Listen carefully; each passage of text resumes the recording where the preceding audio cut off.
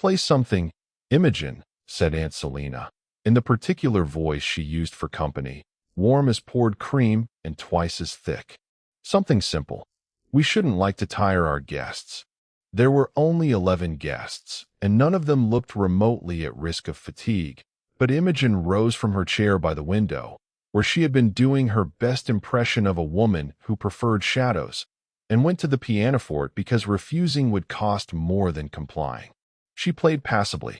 She had never been permitted the hours of practice Cynthia had, because Cynthia's hours at the instrument were an investment and Imogen's were, in her aunt's estimation, merely time she might otherwise have spent making herself useful.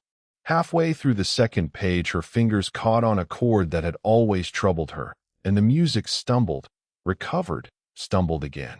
Somebody near the fire, young Mr. Fenwick, most likely, though Imogen did not look up to confirm it, gave a soft, unkind laugh.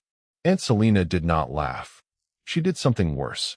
She smiled, the way she smiled when she was about to be witty at someone else's expense, and said, pitched precisely to carry to every corner of the room, without ever seeming to be spoken at anyone.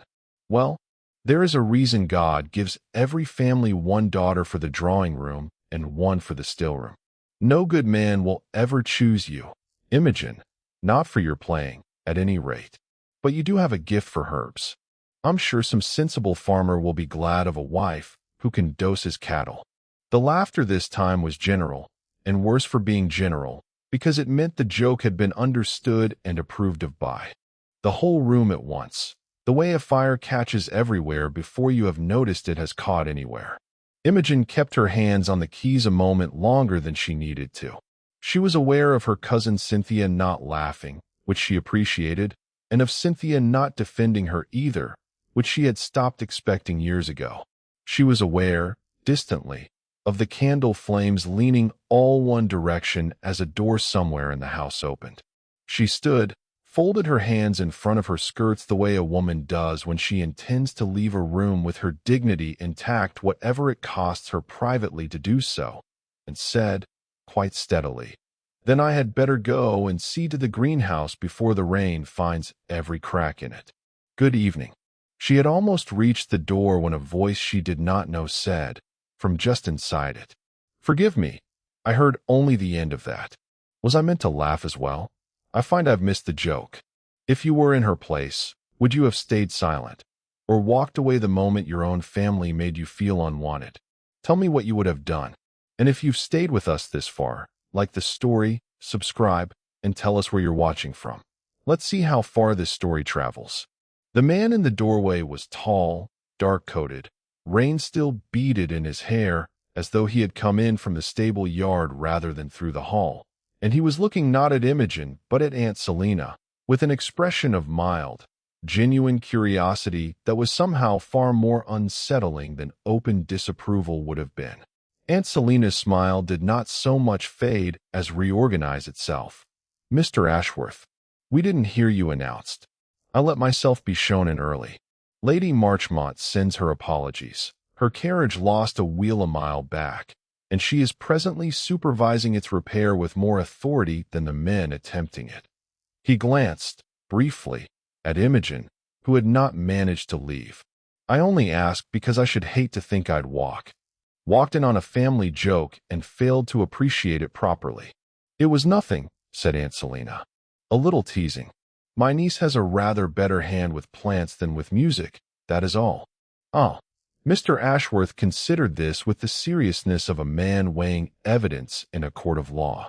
"That does sound like a compliment, if one squints. I confess I cannot play at all, myself. Never had the patience for it. I dare say I'd have been told I ought to marry a farmer too, if anyone had troubled to say so to my face rather than behind it." There was a silence into which nobody quite knew how to laugh. Imogen, released by it, went out. The storm that had been threatening all evening broke properly as she crossed the side lawn toward the glass house, the rain arriving all at once the way summer rain does, more insult than warning. She was thinking of nothing but the seedlings, the Physic Garden's whole autumn planting, trays of foxglove and valerian, and the rare bee balm She had been nursing from a single cutting for 2 years, and whether the loose pane on the north side would hold against wind that was already bending the young apple tree sideways. It did not hold. She heard the crack of it from 20 feet away, glass giving way to a gust, and broke into a run. Inside, one whole corner of staging had come down where the falling pane had struck it, trays sliding, water already pooling where it ought not to be. Imogen was on her knees in the mud of it, trying to right a collapsed shelf with one hand while catching pots with the other, when a second set of hands closed over the broken timber beside hers and lifted, taking the weight she'd been fighting alone. "Don't let go of that end," she said, without looking up, "or the whole thing comes down on the Valerian. And I have spent 2 years." She stopped, looked up, found Mr. Ashworth, coat already ruined, holding a section of broken staging aloft with an expression of polite attention, as though she had asked him to hold an umbrella rather than half a collapsed greenhouse. "You," she said. "Me," he agreed. "I did try knocking, but nobody answered, and there seemed to be a certain urgency. I thought you were the new undergroom. Lady Marchmont's man mentioned one was expected. I am occasionally mistaken for an undergroom," he said, not moving, still holding the timber steady while she worked a wedge of broken brick beneath it. "It has happened at least twice this year. I choose to take it as a compliment to my usefulness rather than an insult to my tailoring." She almost laughed, caught herself, did not quite manage to stop it turning into something like a laugh anyway. "Hold it there. There, good. Now if you would pass me that trowel, the one by your left boot. We may save the bee balm yet." He passed her the trowel. He held the staging.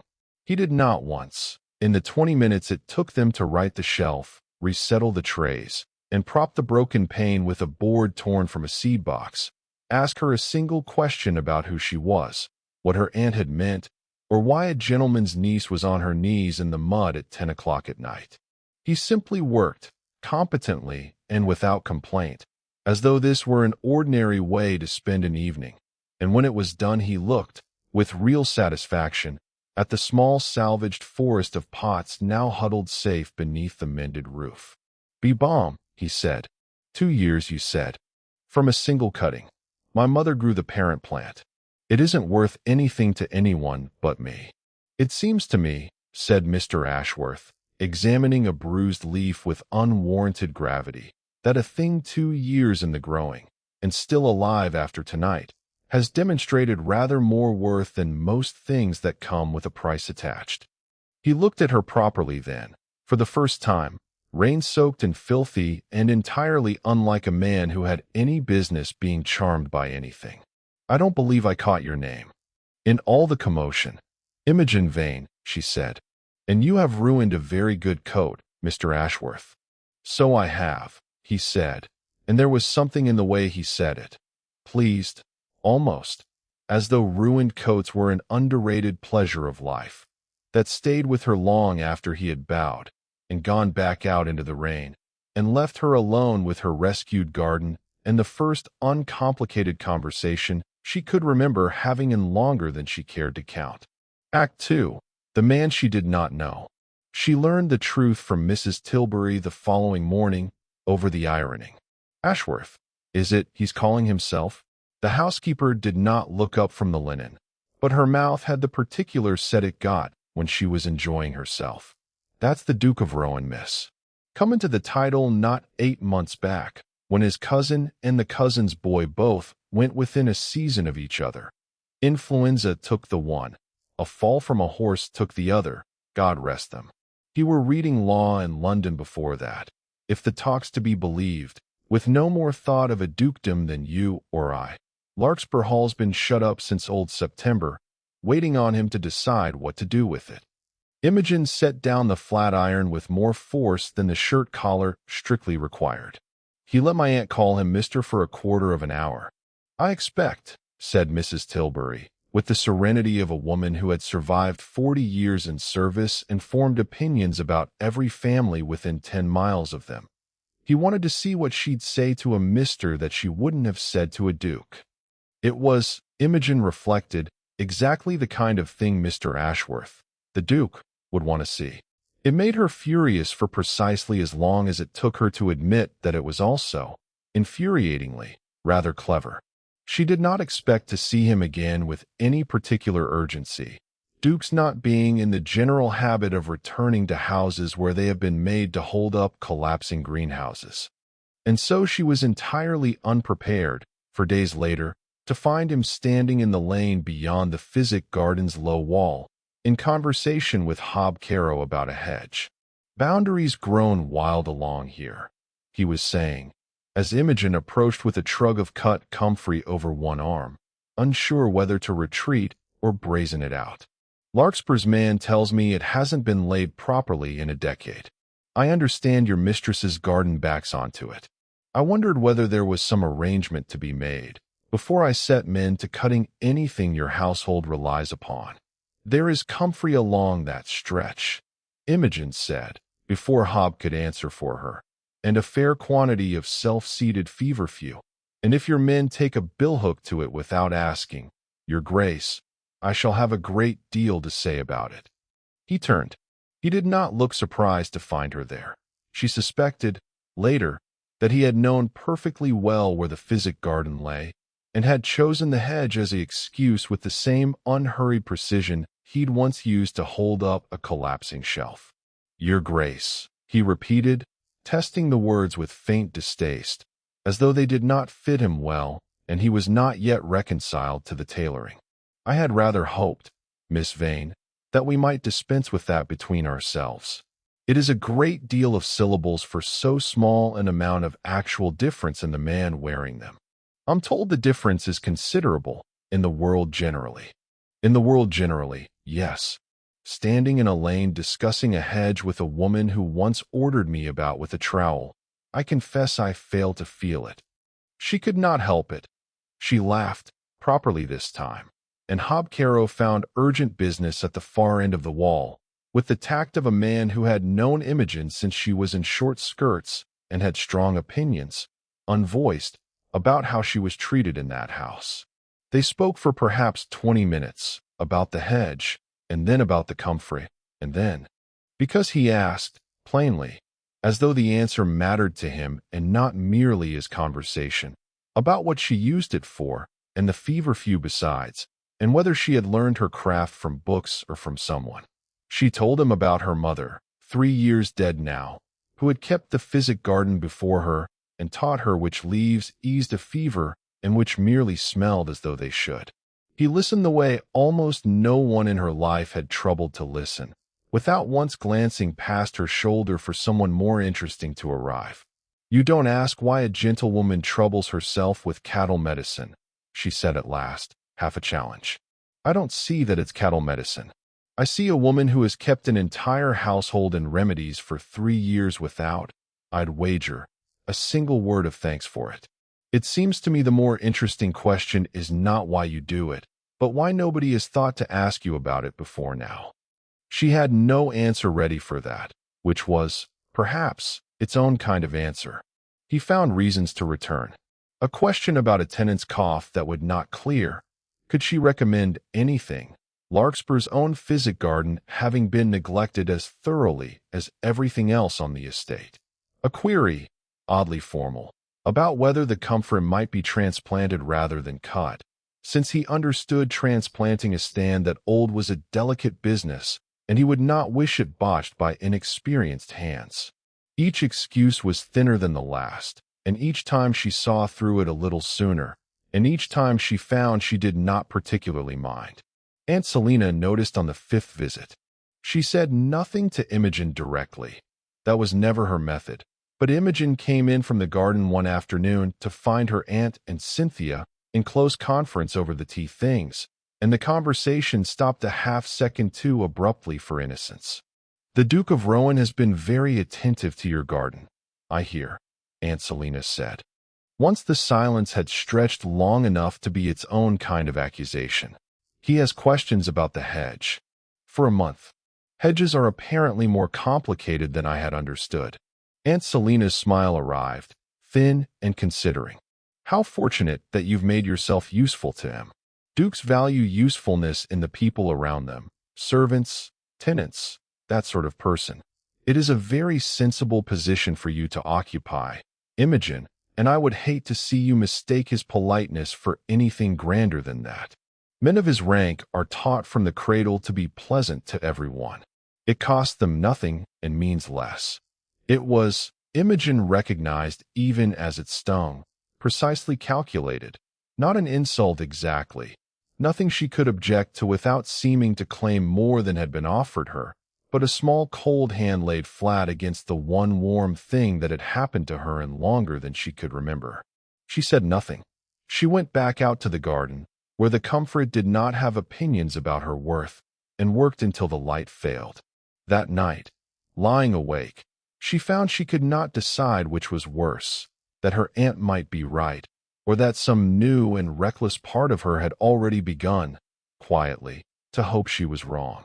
Lady Marchmont's garden party was, by the standards of the county, a modest affair, 40 guests, a marquee against the possibility of rain, a string quartet imported at some expense from Bath, but it was understood by everyone attending that its true purpose was to give the new Duke of Rohan his first proper look at the young women whose mothers had been waiting 8 months for exactly this opportunity. Aunt Selina had been planning Cynthia's dress for a fortnight. She had also, with rather less fanfare, arranged Imogen's role in the afternoon, not as a guest exactly, though she would be present as one, but as the person responsible for the refreshment table's continued supply of lemonade and the small, humiliating parade of fetching and carrying that fell, in every gathering Imogen had ever attended, to whichever poor relation happened to be present. It was not stated as a punishment. It never was. It was simply, Aunt Selina explained, sensible, Imogen having such a practical turn, and Cynthia needing to be free to receive introductions. Imogen understood the game well enough. Stand near the lemonade, be seen only as staff by anyone who mattered, and let the Duke's eye pass over her the way it passed over the footman. She had almost made her peace with it by the time the afternoon arrived, which was its own kind of small defeat. The crisis, when it came, arrived from an entirely unplanned direction, which was rather the point of crises.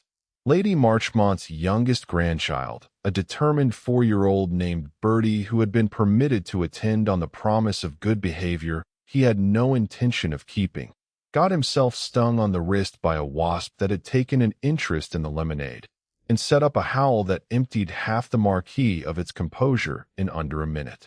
His mother, unused to any crisis larger than a torn hem, went white and useless. A physician had been mentioned for the following week, in connection with someone's gout, and was nowhere nearby. Imogen was at the boy's side before she had consciously decided to move, kneeling in the grass in her second-best dress, taking the small swelling wrist in both hands with the same unhurried competence she brought to a collapsing greenhouse. "It's only a wasp, Bertie, and wasps are dreadful show-offs who think one small sting makes them very important. We shan't give it the satisfaction." She had a fold of plantain leaf from her pocket.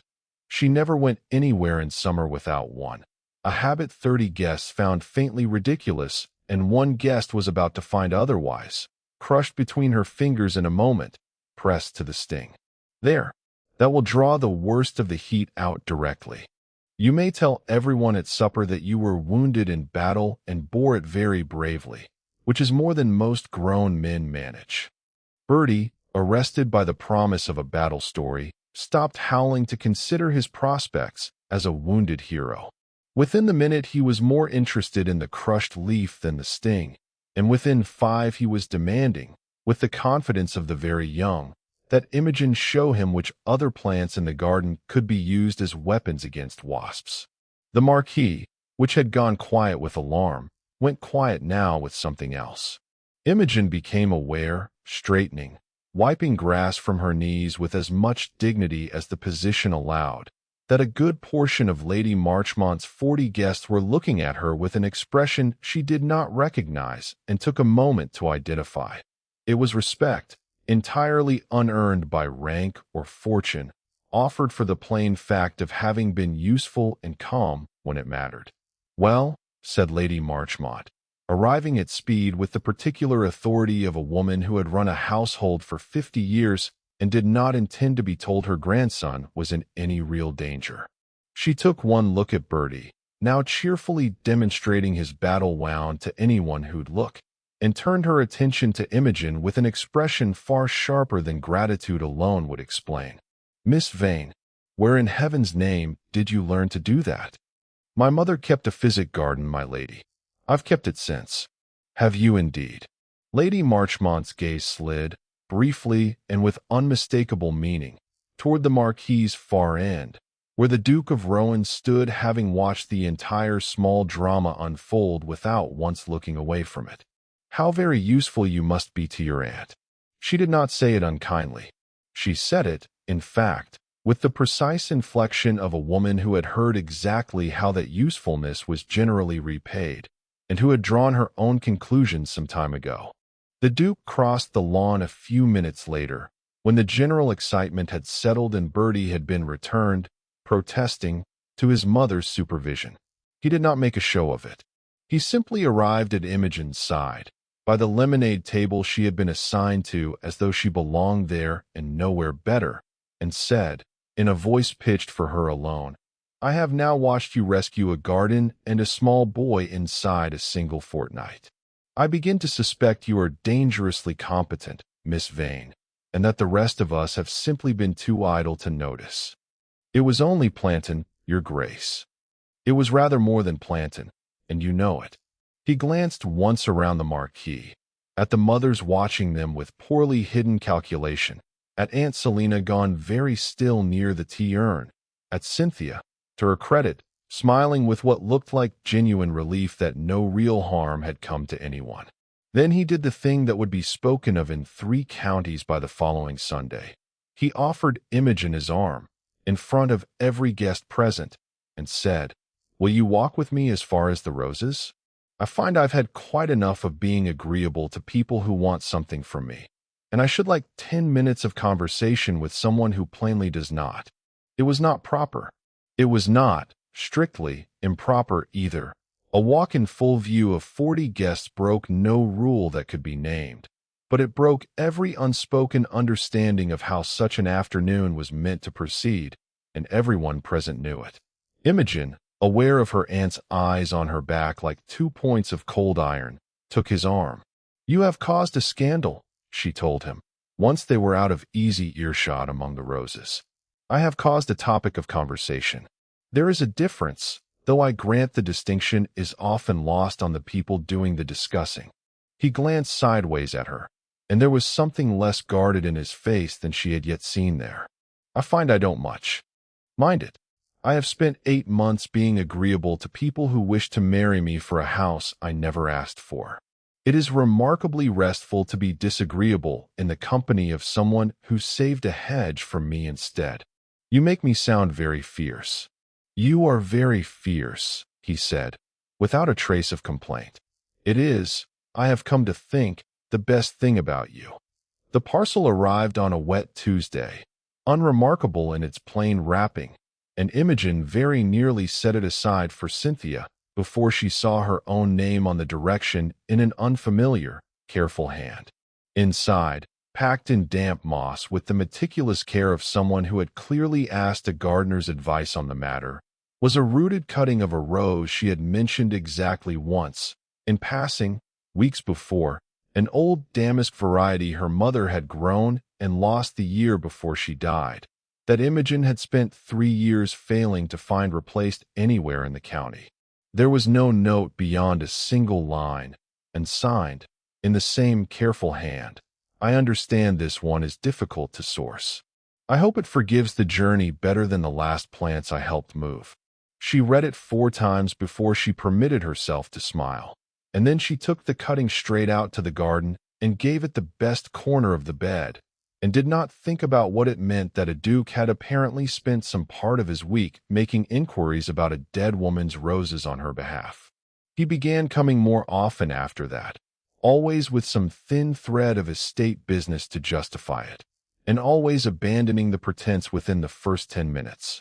He asked her advice, genuinely, on a tenant family whose youngest had a cough that would not clear through the damp autumn, sat with her in the still room while she measured out coltsfoot and horehound, watching her work with an attention that had nothing to do with medicine and everything to do with her hands, her concentration, the small furrow that appeared between her brows. When she was calculating a dose, he asked about her mother and told her, in turn, about his own, dead when he was 12, remembered mostly now as a voice reading aloud on wet afternoons, a detail he had not, he admitted, told anyone in some years.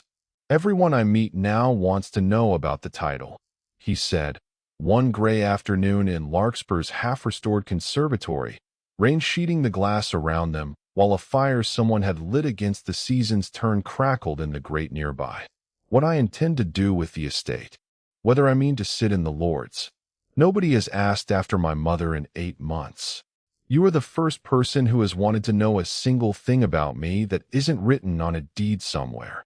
Perhaps, Imogen said, carefully, that is because most people who meet you now already know the answer to the only question they care about, and it isn't a question about your mother. And you? What is your question? She considered this longer than the conversation strictly required. I suppose I wanted to know whether the man who held up a greenhouse roof without complaining was the real one, or whether he was only pleasant that once because it was convenient and dark and no one of consequence was watching. And what have you concluded? I haven't yet decided, she said, which was not entirely true, and he seemed to know it wasn't, because something in his face eased into a kind of quiet satisfaction that had nothing to do with winning an argument and everything to do with being, for once, believed rather than flattered.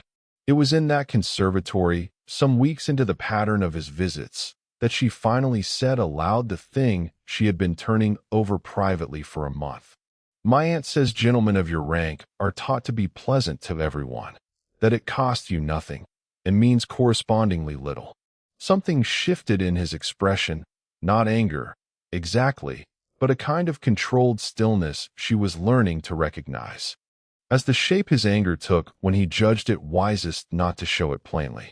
Your aunt, he said, has known me for the length of one evening and a garden party. I have known you for a month, and in that time you have told me the truth about a hedge, a rose, a boy's wasp sting, and my own conservatory's dreadful state of repair, without once troubling yourself to flatter me in any of it. I find I trust your account of things rather more than hers, Miss Vane, and I would ask that you extend yourself the same courtesy. It was, she would think later, the closest thing to a declaration he had yet made, and it unsettled her more than any compliment on her eyes or her figure could have done, because it asked something harder of her than admiration ever had. It asked her to consider, seriously, that her aunt might simply be wrong. She did not have long to sit with the thought before her aunt made certain the question could not be avoided any longer. It began with a visit from Lady Marchmont, 3 days later, ostensibly to discuss the winter assembly, and ending, Imogen gathered afterward, from the tight, careful set of her aunt's shoulders for the rest of that evening, with some remark, dropped in the casual manner of a woman who noticed everything and said so without much concern for consequence, about how pleased Lady Marchmont was to see the Duke settling so happily into the neighborhood, and how very particular his attentions to dear Miss Vane had become, and how she did hope Mrs. Prescott meant to encourage rather than obstruct so promising a connection. Aunt Selina did not raise the subject with Imogen directly that night or the next, but Imogen, passing the small parlor on the third evening, heard her aunt's voice through the half-open door, low and urgent, speaking to no one Imogen could see, perhaps only to herself, perhaps rehearsing. She has nothing, Aunt Selina was saying. No fortune, no connections beyond this house, no more claim to a duke's attention than the girl who blacks his boots. It will end in humiliation for her and difficulty for all of us, and I will not have this family's name attached to the wreckage of it. Something will have to be done. Imogen did not wait to hear more. She went up to her room and sat a long time at the window with the unlit candle beside her, and did not yet understand what her aunt meant to do. Only that the warmth she had allowed herself to feel these past weeks had just acquired, very suddenly, the cold edge of a threat. Aunt Selina came to her 2 mornings later, while Imogen was still at the Physic Garden's early work, and there was something in her aunt's face, a settled, satisfied calm, the look of a woman who has finished a difficult piece of business and is now merely tidying its edges, that made Imogen's stomach turn cold before a word had been spoken. "I had occasion to speak with the Duke's housekeeper yesterday," Aunt Selina said, without preamble, seating herself on the low garden wall as though she meant to stay only a moment. "At the linen draper's, quite by chance. She had a good deal to say, once the conversation turned to His Grace's spirits. It seems he has been rather amused, this past month, describing his little diversion in the country to friends in London. A herb-woman's niece who thinks herself clever was, I believe, the phrase used. It made for very good sport at dinner, apparently. Gentlemen do so enjoy a story about a plain girl who mistook kindness for courtship." Imogen stood very still, trowel in hand, earth still clinging to her fingers. "I don't believe you. I did not expect you to, at first. I have brought you nothing but disappointment your whole life, in your accounting of things, so why should you believe me now, when for once I bring you the truth before it can wound you further?" Her aunt's voice was not unkind, which was somehow worse than if it had been. It had the gentle, regretful cadence of someone delivering bad medical news. "I have watched men of his sort before, Imogen. I watched one very like him, years ago, and I promise you the shape of the story never changes. He is not cruel by nature, I don't doubt. He is only careless, in the particular way rich men are careless with things that cost them nothing to break. He gave me a rose. He gave you a cutting worth perhaps 2 shillings and a fortnight's amusement, and I have no doubt he has already half forgotten it." Aunt Selina rose, smoothed her skirts, and for a moment something almost like true feeling crossed her face. Not tenderness exactly, but a kind of grim, weary conviction that she believed, entirely, in what she was saying. "I had a letter yesterday, as it happens, from your great-aunt Honoria in Harrogate. She has need of a companion, her eyes failing as they are, and asked whether you might be spared. It is a respectable position, Imogen, and a kind woman to serve, and it would remove you, cleanly, before anything worse can be said of you in this county, from a situation that can only end badly. The coach for the North Stop leaves from the crossroads at dawn Thursday. I have already written to accept on your behalf. It seemed kinder to spare you the deciding of it." Imogen did not cry, which surprised her more than the news itself. She felt, instead, a familiar and terrible settling, like a door long propped open swinging quietly shut of its own weight. Of course it had been this, all along, a diversion, a story for London dinner tables, a herb-woman's niece who thought herself clever. She had known, hadn't she, from the very first evening, exactly what her aunt had told her she was worth. She had simply, foolishly, let herself forget it for a month. She wrote to him that same afternoon. Not the truth. She could not bear to set the words dinner-table amusement down in her own hand and send them to him. Only a short, cold note thanking him for his many kindnesses and informing him that she was shortly to leave the county to take up a position with a relation, and that she did not expect the correspondence between them to continue. She did not sign it yours. She did not sign it anything at all. He came to Fern Hollow the following day, and was turned away at the door by Aunt Selina herself, informed that Miss Vane was much occupied with preparations for her journey and unable to receive callers. He sent a note. It went, Imogen learned much later, directly into her aunt's fire, unread and unmentioned. He came a second time, 2 days after, and this time it was Mrs. Tilbury who answered the door, and who, being a woman of considerable good sense and no patience whatever for cruelty dressed as propriety, did something Aunt Selina had not anticipated. She told him the truth. Not all of it. She did not know all of it, but enough. that Miss Imogen had had no letter from him claiming any such thing as her aunt described, that the mistress had had a private word with the girl 2 mornings past, and the girl had not been the same since, that a coach was arranged for dawn Thursday from the crossroads, and that Mrs. Tilbury, for one, did not believe a word of whatever tale had been used to arrange it, having known Miss Imogen since she was a child too small to reach the still-room shelves, and knowing a lie dressed up as kindness when she heard one repeated second-hand through the scullery. The Duke of Rowan stood a long moment in Fern Hollow's hall, very still, while the full shape of what had been done settled over him. Then he asked, in a voice gone quiet and precise in a way Mrs. Tilbury would describe to the rest of the staff for weeks afterward as properly frightening, for all he never once raised it. What time, exactly, that coach left the crossroads on Thursday? First light, sir. Your Grace. Before 6. He looked, for a moment, at the window, where the day was already failing toward evening, gray and threatening rain. Then he turned and went out to his horse without waiting for it to be properly saddled, and Mrs. Tilbury, watching him go, said afterward that she had never in her life seen a gentleman leave a house looking less like a duke and more like a man with somewhere he could not afford to be late.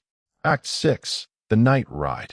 The distance from Larkspur Hall to Fern Hollow was perhaps 9 miles by the good road, and considerably less by the bad one that cut across the low fields and the Amberley Ford. And it was the bad road Gideon took, because the good road would have cost him an hour he did not have.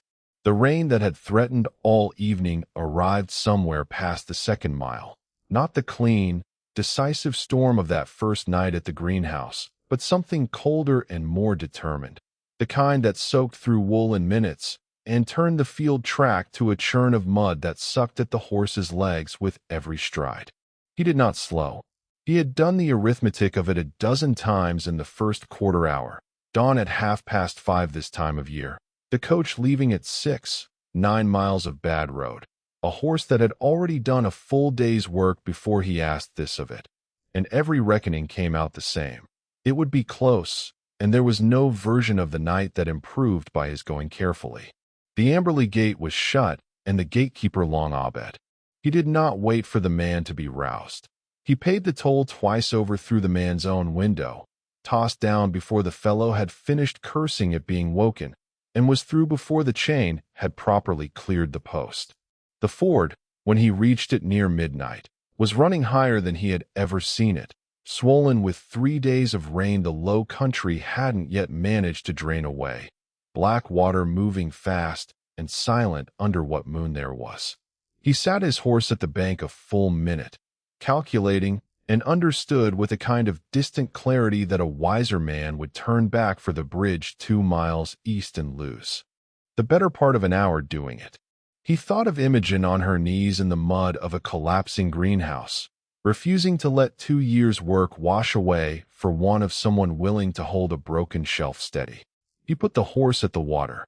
It was not, afterward, the crossing he remembered most clearly, the cold shock of it, the current dragging hard at the horse's legs, the long 10 seconds in the middle where the animal's footing went and came back only through some combination of its own courage and his, but the strange, singular clarity that arrived on the far bank, soaked through and shaking with cold and something that was not quite fear, in which he understood, entirely and for the first time in his adult life, that he was doing something not because it was expected of him, not because it was owed to his name or his position or anyone's careful accounting of what a duke ought to do, but simply because there was a woman 9 miles distant who believed herself unwanted, and he could not endure the thought of her believing it 1 hour longer than he could prevent. He reached the crossroads a little after 5, the sky beginning, just barely, to gray at its eastern edge, and found the coach not yet arrived in Fern Hollow's gate. A quarter-mile further on, standing open with a single lamp burning in an upstairs window. She was already dressed for travel when Mrs. Tilbury, breathless, brought her down to the hall to say a gentleman had come, and Imogen's first thought, seeing him standing there soaked to the skin and streaked with mud to the thigh, was that something terrible must have happened, because no man came looking like that for any lesser reason. "You should not have come," she said, which was not at all what she meant to say. "You'll take a fever."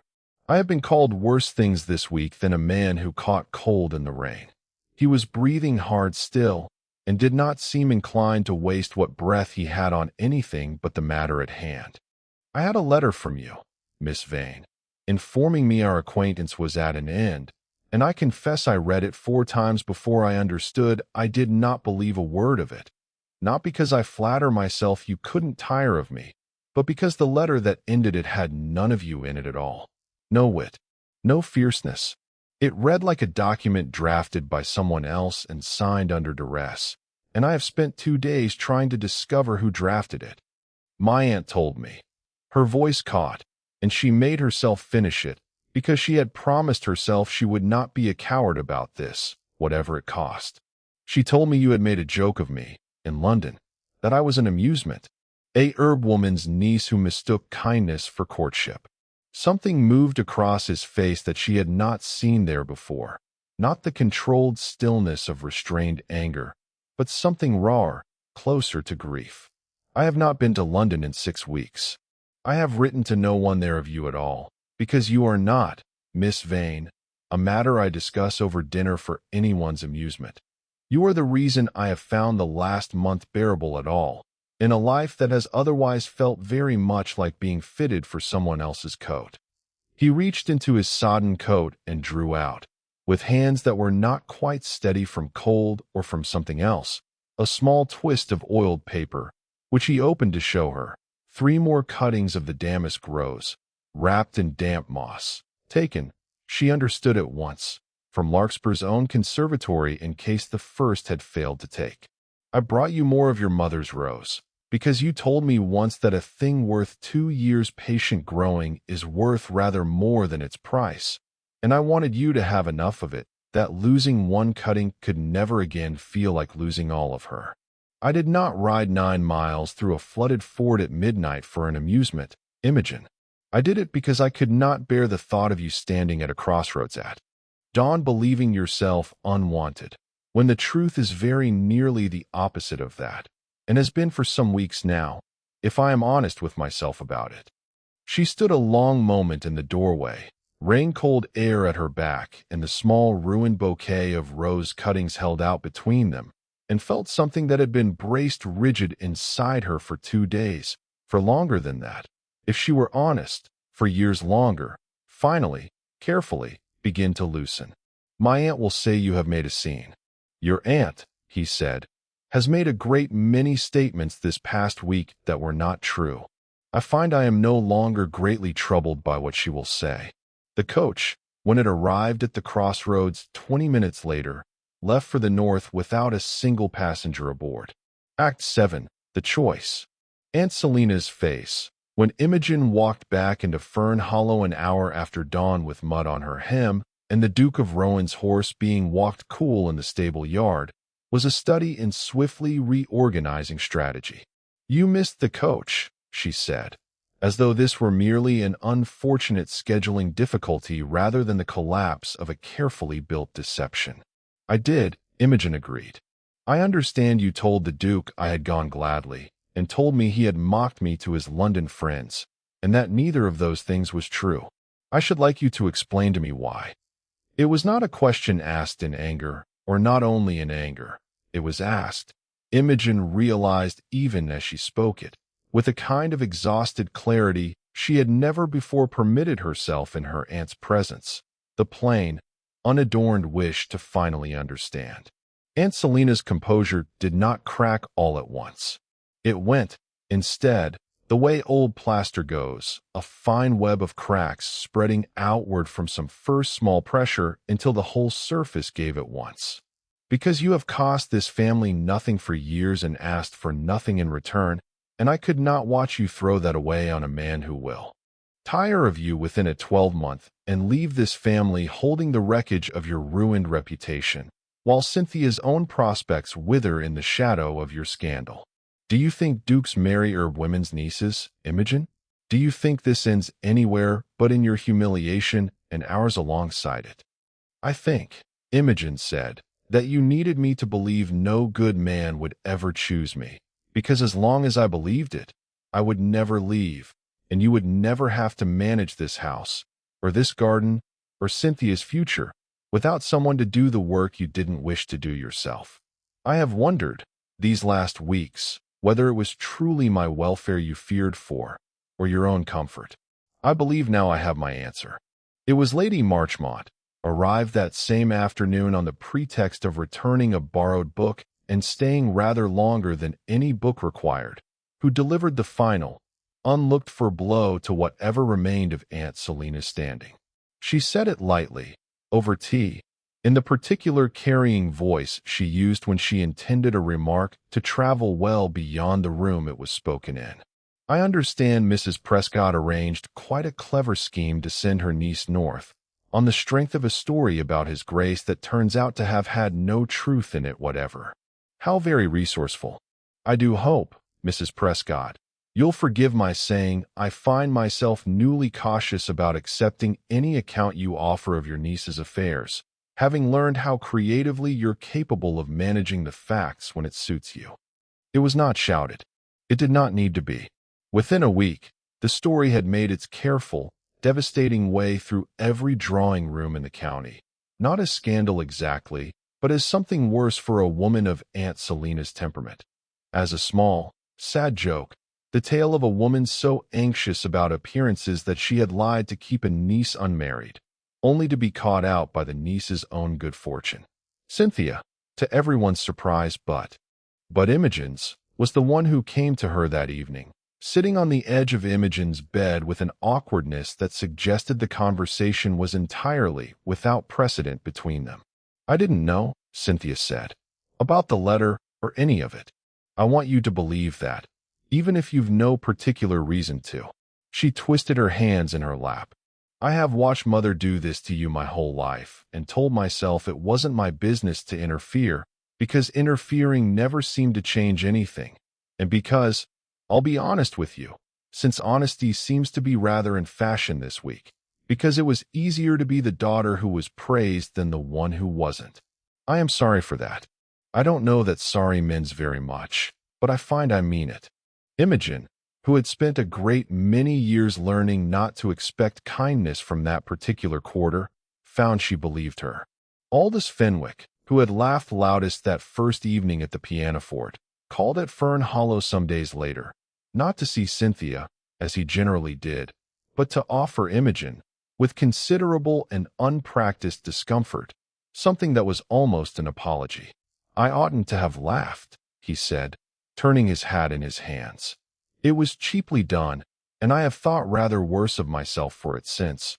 Watching you handle young birdies sting with more sense than I've shown in a good many drawing rooms myself. I hope you'll accept that I mean to do better.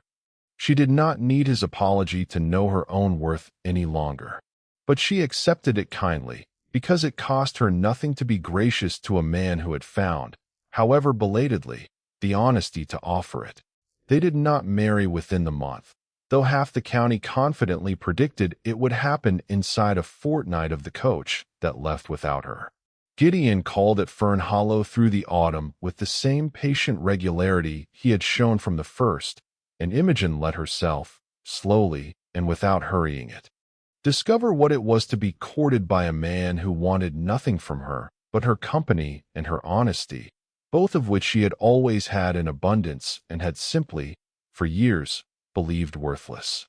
Aunt Selina did not vanish from the story, nor was she ruined by it, which Imogen found, on reflection, exactly right. She remained at Fern Hollow, her invitations somewhat thinner than they had once been, her authority over the household's daily business considerably diminished by a niece no longer dependent on her goodwill and a daughter no longer entirely willing to be managed. She was not punished, precisely.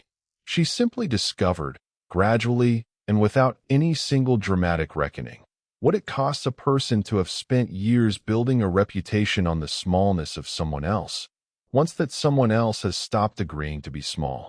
Imogen and Gideon were married the following spring, in the village church nearest Larkspur Hall, with the damask rose, thriving now in 3 separate corners of 2 gardens, cut for the church's altar because Imogen would have no other flower stand in for it. Lady Marchmont wept, loudly and without apology, through the whole ceremony, and told anyone who would listen for months afterward that she had known it from the moment of the wasp's sting, which was not strictly true, but which she had decided to believe regardless.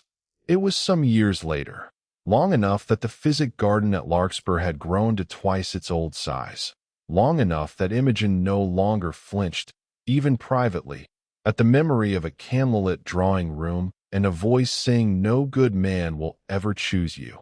That a young girl came to stay at the hall, a distant cousin of Gideon's sent to them for the season after some family difficulty nobody discussed openly, thin and watchful in the particular way of a child who has learned to expect very little kindness and is suspicious of any that's offered. Imogen found her, on the second evening, sitting alone at the edge of the walled garden, turning over in her hands the same kind of quiet unhappiness Imogen remembered too well from her own girlhood. "Someone has told you that you are difficult to love," Imogen said, not as a question, sitting down on the low wall beside her without ceremony. "I can generally tell.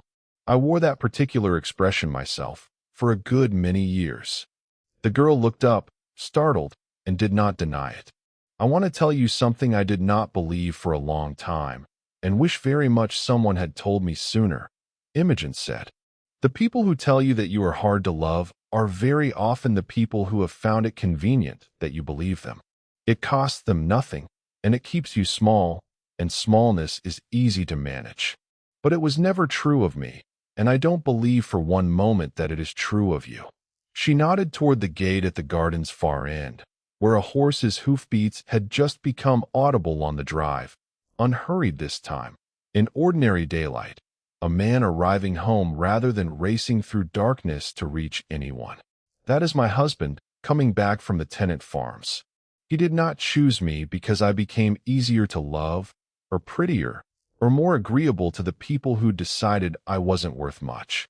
He chose me because he finally troubled to look properly, and found there was rather more there than anyone had told him to expect. I think, if you let people look properly, you may find the same is true of you."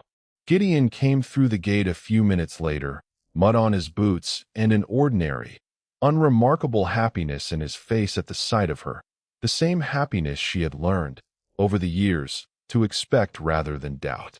He did not come as anyone's rescuer. He came, simply, because it was where he wished to be, and she was who he wished to find there, and there was no longer, on either side, any question left of whether that was deserved. "You've a visitor," he said, nodding to the girl, who had gone very still, watching them both with an attention that missed nothing.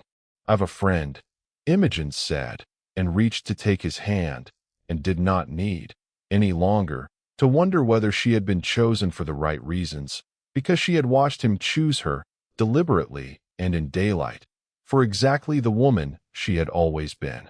The end.